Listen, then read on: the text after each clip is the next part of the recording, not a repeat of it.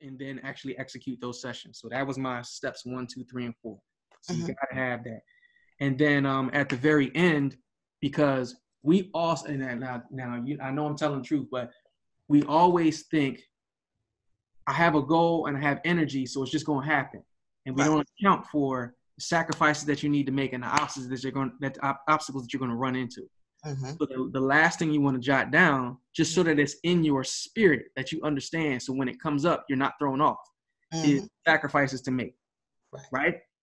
So check it. I'm gonna be really vulnerable because some people look, and I hear calls all the time, like Carsandra, whatever. People encourage me, like, "Oh, I love what you're doing," and whatnot. People don't know I'm a mess. Like, and I think you feel me on that. Like, had it not been for the grace of God,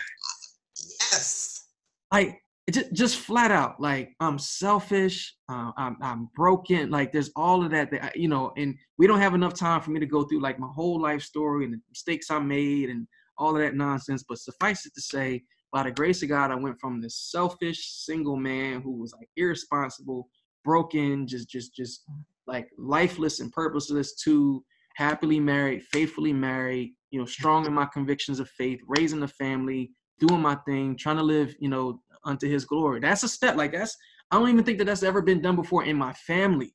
So it's big to some and not big to others, but whatever. Sacrifices to make for that goal. And I'll be transparent when I said here. Number one was treat it like an important appointment with a high priority client. I wasn't doing that before. And now I say this to say, transfer this over to what that would be for you. Transfer the same principle to whatever that might be for you. Like, there's certain things that you're gonna have to do when you have to think like, no, wait a minute. It might be for yourself. One of your top goals might be, I need to invest X amount of hours in Karen time. You have to look at this Karen time like it's the most important. Well, exactly. That's why we do this. Karen time. See, and I'm not saying, I'm not trying to create a goal for you. I'm just taking that as based on what I know upon you, just to give you an example. Right. Like, for you to be able to flourish in that thing, like you're gonna have to be like, yo, 15 minutes a week, or 5 minutes a day, whatever. This is a high priority client. Just like when we set up this schedule, we got a prayer appointment. It starts at 10 o'clock. You got the link, same thing. It's a high priority appointment with the client, with a appointment with a high priority client. The next thing I wrote down as a sacrifice / obstacle was to stop thinking of her engagement as an interruption.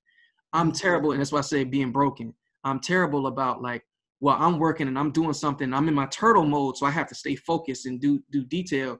And she comes home from work and she wants to talk. And I'm like, what are you doing? And it's like, wait a minute.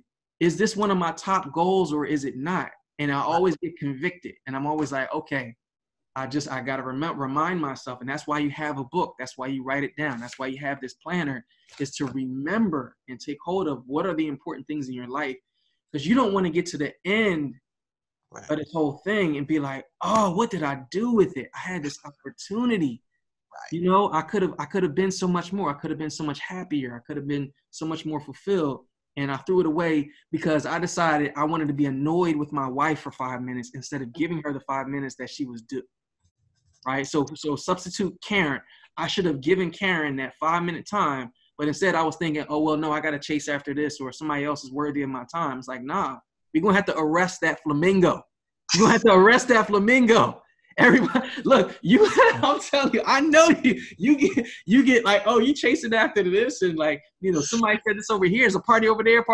Hey, what about the Karen party? What about the Karen party?